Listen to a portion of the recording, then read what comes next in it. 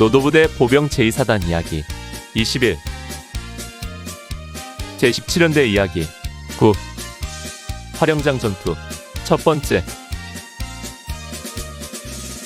미군 최초 참전부대인 스미스 특수임무대대가 중미령에서 참패를 당하고 그 뒤 오산 은계마을과 갈곤리에서 후속 지원을 하던 제17연대도 적 전차 앞에서 힘을 쓰지 못하고 뒤로 물러나고 말았습니다.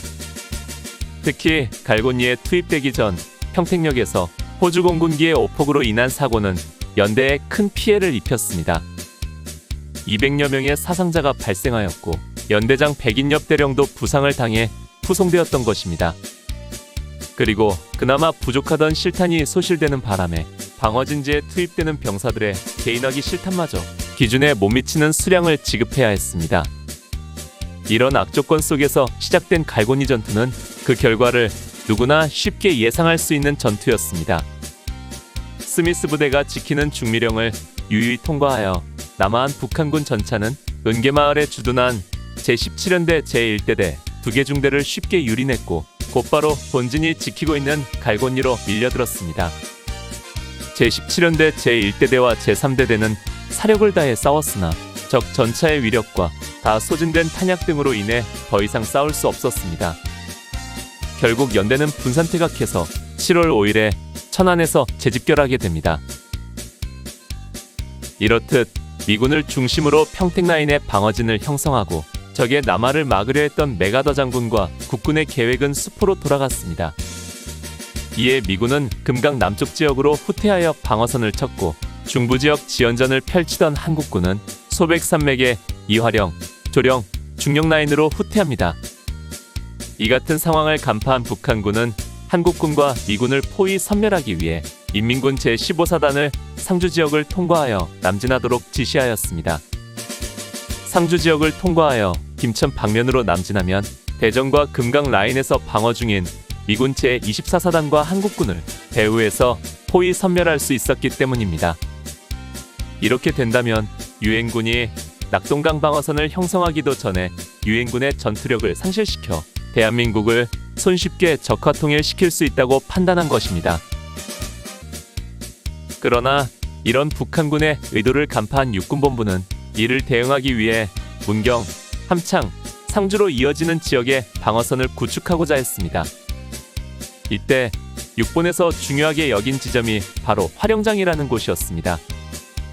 화령장은 현 행정구역으로 경상북도 상주시 화서면 신봉리의 마을 이름입니다. 이곳은 해발 1000m 내외의 산악지대로 경북 상주와 충북 보은의 중간에 위치해 있는 곳입니다.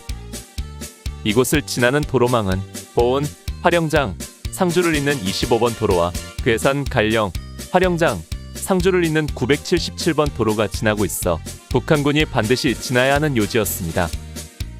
또 화령장 주변에는 속리산, 구병산, 871고지, 봉황산, 형제봉 등 500에서 1000m 안팎의 험준한 산들이 산지에 있는 지형으로 다른 통로가 없었습니다.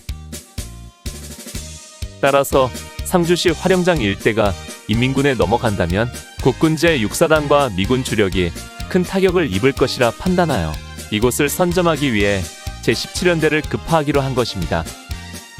처음에는 이곳에 미 제24연대를 투입하기로 하였으나 미 제24연대는 적의 공격으로 후퇴하여 부대 정비를 다하지 못한 상황이었습니다. 이에 선택된 부대가 바로 제17연대였던 것입니다. 제17연대는 앞서 살펴본 것처럼 오산지역 방어에 투입되었다가 방어선이 무너지면서 남하하여 진천을 거쳐 보은 일대에서 부대를 정비하고 있었습니다. 이에 육군본부는 제17연대를 제1군단에서 제2군단으로 배속 변경시켜 상주지역의 방위를 명령합니다. 또한 제1군단에 배속된 수도사단과 야전포병 1개 중대도 제2군단에 배속시켜 제2군단의 전투력을 높여서 북한군과의 전투를 준비하게 합니다. 이렇듯 국군 제17연대는 7월 16일 24시부로 제2군단 배속과 동시에 다음날 17일 06시까지 함창에 도착하라는 명령을 받았습니다. 당시 연대장 백인엽 대령은 부상을 당해 후송 중이었고 그를 대신해 부연대장 김희준 중령이 부대를 지휘하고 있었습니다. 부연대장 김희준 중령은 보온에서 정비 중인 제1대 대장 이관수 소령으로 하여금 대대를 이끌고 먼저 함창으로 출발하도록 하고, 청주에서 철수 중에 있는 송오림 소령의 제2대대와 오익경 소령이 이끄는 제3대대는 집결되는 대로 즉시 제1대대를 뒤따르도록 했습니다. 이동명령을 받고 차량을 이용해 상주로 가던 제1대대는 화령장을 지날 무렵 엄복님이라는 주민으로부터 일단의 북한군이 이곳을 통과하여 상주 방면으로 갔다는 신고를 받았습니다. 주민의 신고를 통해 북한군의 선발대가 화령장을 지나 상주로 갔고, 본대는 아직 지나지 않았으므로 반드시 후속하여 지나갈 것이라 판단한 제17연대 제1대 대장 이관수 소령은 부대를 화령초등학교에 집결시키고 상곡리로 정찰을 나갔습니다. 7월 17일 11시경 대대장 일행은 977번 도로상에서 자전거를 타고 북상하는 북한군 전령 한 명을 생포하였습니다.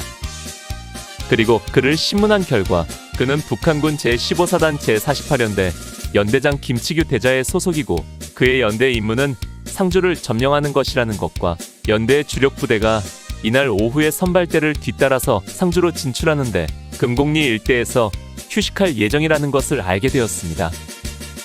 이 같은 정보를 취득한 대대장은 각 중대에게 진지를 구축하고 위장을 철저히 하라고 명령하였고, 각 중대는 오후 2시경에 전투 준비를 완료하였습니다. 마침내 이날 오후 북한군 제15사단 제48연대는 도보부대와 더불어 40여 대의 우마차에 각종 포와 탄약을 싣고 남하하여 상곡리 일대에서 휴식을 취하며 저녁 취사를 준비하고 있었습니다. 1950년 7월 17일 오후 7시 제17연대 제1대대는 상곡리 일대에서 저녁 식사를 하며 거의 무장해제나 다름없는 북한군을 급습합니다. 이 대대단이 매복작전으로 북한군 제15사단 제48연대에 선멸적 타격을 가하였습니다. 다음 날인 18일 새벽까지 치열하게 전개된 전투에서 국군은 북한군 250여 명을 사살하고 30여 명을 생포하였으며 박격포 20문, 45mm 대전차포 7문, 소총 1200여 정, 그리고 다량의 통신장비와 군수품을 노획하는 엄청난 전과를 올렸습니다. 그러나 노획한 소총의 숫자로 볼 때 적의 피해는 아군이 확인한 것 이상일 것입니다. 이것이 화령장 전투의 첫 번째 승리인 상곡리 전투입니다.